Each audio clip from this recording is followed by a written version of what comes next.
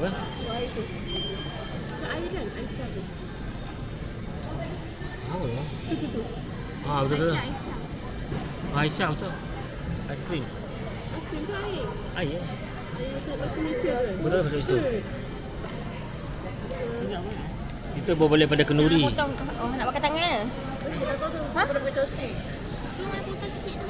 Kita boleh pada kenduri. Makan sikit. Oh, makan sikit je. Makan macam-macam. Habis sampai tak habis sampai simpan lagi. Dia kan nak belani, Ha? belani tak Boleh lah. Ini sama juga. Makan boleh pada kenduri. Abang? Macam abang tak ni. Dia makan kuih. Kenyang. Abang tak apa bang, tak nak semak kan? Habis dah. Habis lagi. Banyak yang semak tu bagi habis.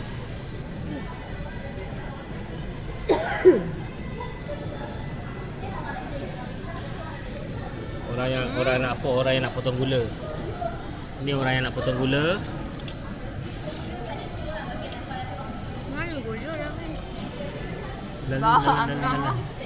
Dalam ni gula banyak merah. Ni nak potong sugar. Ni dah yang kosong. Air kosong okey. Tu tak offer lagi mixer ke apa tu? Kacang. Dia pakai joystick dah. Kacang pakai sisik. Tu.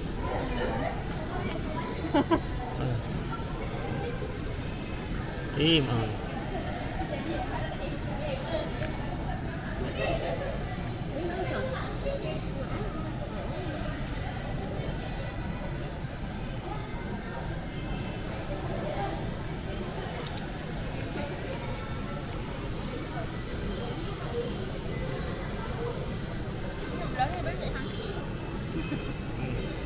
Baru tembam.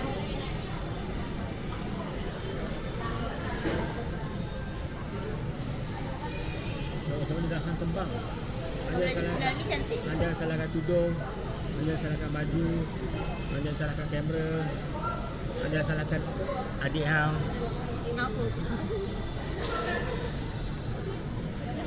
Tak nak rakam.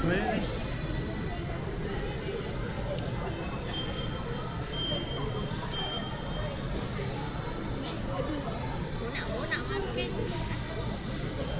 Berani je. Fikap. Loh silap main lah aku. Habis. Nak? Tak boleh.